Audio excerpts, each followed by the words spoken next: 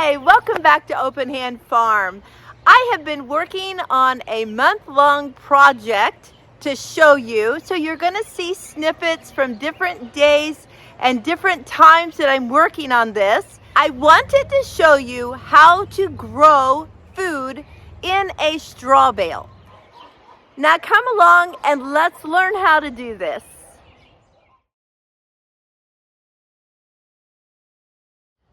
You want straw bales, not hay bales. Hay bales are grasses that are cut and baled. Therefore, they still have the seed heads in it, and they will grow as you water and condition them. Now, straw is what's left over after a grain has been cut. So the seeds are cut off of it, and all you have is the stalk that's left over. So nothing in that is going to grow. So make sure you use straw and not hay. My name is Penny, and today we're going to talk about straw bale gardening. I don't know if you've ever seen it, heard of it, know how to do it. You're going to know all of those things before this video is over. The first year we lived here, we moved in January and knew we wanted a garden, but with a new yard, not knowing how the sun hit things, we decided to do a temporary garden. And so we did a straw bale garden. We brought in straw bales, we laid them in a pattern we liked, and then we conditioned them and planted in them, and they did a really good job. But after that, we decided maybe we don't want to plant something here, maybe we want to put it there. We were able to watch the sun patterns and know better what we wanted to do the following year, and went ahead and started some garden beds. So I'm going to show you my straw bales. I have two that I'm going to plant in. One of them has been conditioned by the weather, and that means that I have left it out from about February until now, which is May 2nd, and the weather has made it start to decay a little bit, so it's easy to get into and easy to plant in. Now the other bale is new. We just set it out here about 3 or 4 days ago. Now it has rained on it, which is great, but I have not added any conditioning to it yet. So let me show you the difference in these bales and how to condition the new bale. This is our new straw bale. You can see that this is the cut end of the bales. You see where it's been chopped off, and they have like little holes in them. That's what you want facing up. And if I were to try to plant in this right now, even though it's been rained on a couple times, it is so tight and hard. It takes a lot of force to even get it open that much. So there's no way we're going to get plants in this yet. It's already been rained on, and I'm actually racing the rain right now. We've had thunder all around us, and the skies are dark, and I know it's going to rain. So I want to go ahead and add my blood meal, which is an organic source of nitrogen. You want to add nitrogen to this to start breaking down. It's kind of like a compost pile. You have your brown and you want to add your green. So your green and your brown together will start breaking this up. So we're going to add 1 cup of blood meal. I'm using blood meal because it is also a water soluble nitrogen. So you want to use something that is water soluble. So I am just going to start sprinkling this all over the top of this bale. That seems like a lot, but it's going to take it. That is a very hard bale of straw. So to continue conditioning this bale, I would normally just pour in a gallon of water over the top of that. But if you hear the thunder in the background, I don't think I need to water it. I think God's going to water it for me. So I'm just gonna leave it right now. If we end up not having rain, then I will come back out and water it later. This is not the only time that we add the blood meal. We will do this same action, 1 cup of blood meal to a gallon of water every 2 days for a week. Then the second week, we'll do it every 3 days. And by the end of the second week, we should be able to plant in here with no problem. Now, it won't be as conditioned as the bale that's been sitting out, but it'll be ready.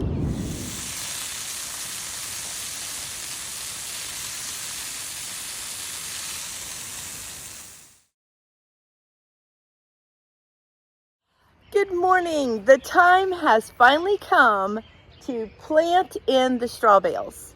Now, I have to say that I have taken more than 2 weeks to get these plants in due to so much rain and just the availability to get out here and finish this video. I've probably taken 2 more weeks. Now, I did not fertilize those last 2 weeks. I simply left it in the weather, in the rain, to let it do its own decomposing. So let me show you how we plant in these straw bales now that they are ready. Okay, so this is the top of the straw bale, and I'm going to try to kind of pull away. I'm not actually cutting.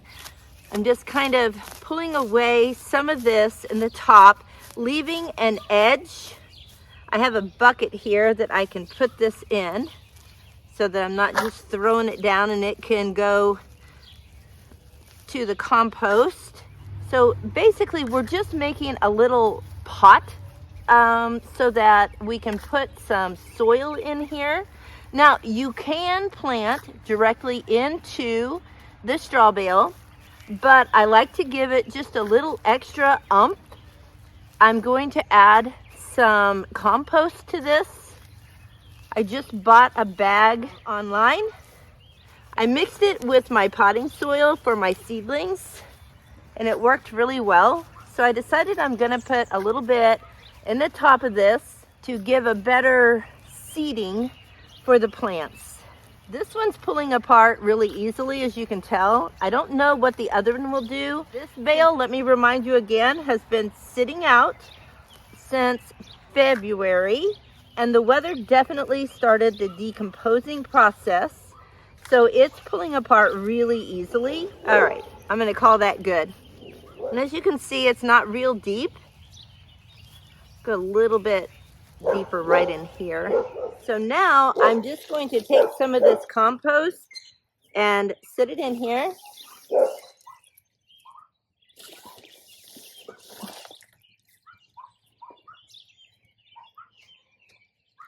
Kind of pack it in a little bit. Now, again, this is not totally necessary. I just had seen somebody else do it, and I can't remember when I did our straw bale gardens because I wasn't thinking at that point, oh, I'll be making a video on this. I feel like I did not put dirt in all of them, but I did put some soil. I didn't use compost at that time. I used soil on some of them, but not all of them. Okay, in this bale, I decided to put a couple of peppers. This one it's called a spicy slicer, but it's basically a jalapeno. And you'll see there's one already on there. Well, I'm going to cut that off. It's big enough that it can be eaten, but I don't want it to deter from the growth of the rest of the plant. So I'm just going to take that off. Then I'm also have a big Bertha pepper that I'm going to put in here. I'm also going to put a cucumber in here. Now I'm going to put the cucumber in the middle, and it can actually grow over this and lay on the ground. That's why I have left some space on the ground around these straw bales so that this can have room to grow. I could put like this full of cucumbers and put a trellis over it, but I don't want to do that. So I'm going to have pepper, cucumber, pepper. And I know you probably think that's a lot in this small space, but you'll see it will work. I don't know if you've ever heard of square foot gardening, but in square foot gardening, you put one pepper plant in 1 foot square, and you put a cucumber in a 1 foot square. So we're just expanding that into the top of a straw bale. So now I'm just going to dig in there. Basically, I'm just opening up the straw bale. I'm not really pulling out the straw. I'm just opening it up. And these are really root bound. So I'm going to kind of loosen those up a little bit. We got these at a nursery. I did not grow these myself. And I'm planting it pretty deep in there so that it gets good contact. And then I'm just kind of pushing to close that up because we want it to have contact all the way around the roots. So that is our spicy slicer. And I'm going to go ahead and plant this one over here. And again, I'm just opening up the straw bale. I'm not pulling stuff out, just opening it up. This one isn't as root bound, so I'm just going to stick it in there and close it up around it.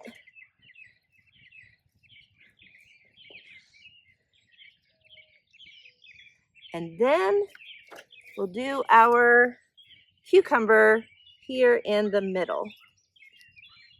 Just open up a spot.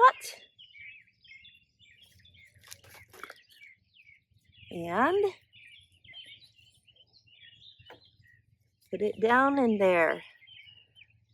All right. And there we have a planted straw bale.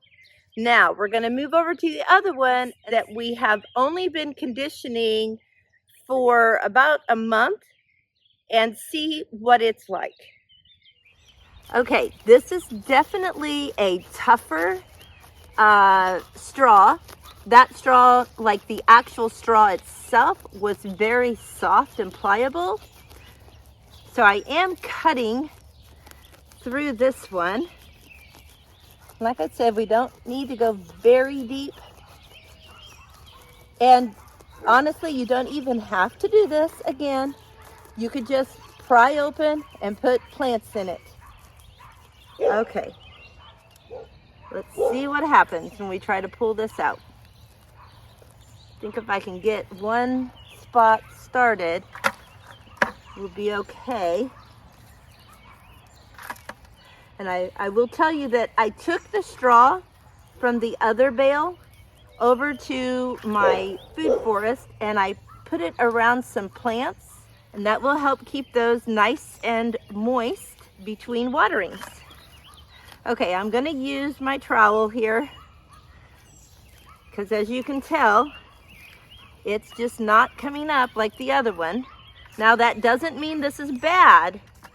It's got definite decomposing to it, and you can see these mushrooms, which indicates there's decomposing going on. It's just a little trickier to get it out. Okay, we're going to try a more pointy trowel here. See if that'll get us further along. Yes, it will. And again, this does not have to be real deep for the extra soil. That's just, it just went deep on the other one because it was so easily removed. I think what I'm going to do on this one, which I also did when I did my big straw bale garden, is I'm just going to make a hole to plant in and put the soil in there instead of putting it over the whole surface. So in this one, I'm going to put a zucchini, but I'm also going to put some seeds in to grow a delicata squash. Now that delicata squash will vine, So I'm gonna let it vine over the straw bale into this open area that I left for it so that it wouldn't cover up any of my other garden plants, and we will see how they do. And yes, a zucchini plant is a big plant, but this straw bale can handle it. Okay, so what I'm gonna do is put the zucchini here, and I'm gonna plant the delicata seeds here. That gives it room to kind of grow on top and then fall over. And this one will have room. You know what? I'm gonna scoot it down a little bit because I don't want it to interfere with that. And I've got plenty of room at this end of the straw bale. That came out easily. Okay, so I'll put the zucchini here. And because this is still decomposing some, I'm mixing some blood meal along with some bone meal. And I'm gonna sprinkle that into these holes as well, just for some extra nutrition and something to help it break down and make it easier for that plant to get into even better. I'm gonna line this hole with soil before I put it in. Now this has been sitting here a couple of days and it has gotten some kind of dried leaves on it. I'm going to cut those stems off so that they don't start out struggling. And there's some little blooms that have kind of dried up, so I'm going to cut those off as well. Now let's put it in. And then I'm going to cover it with more soil.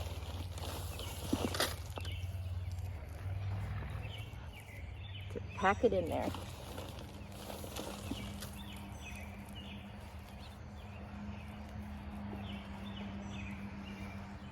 I wanted to plant delicatas and try them. I've heard that they are like the yummiest winter squash, and that they're so delicate that you don't have to peel them. You can eat the skin as well.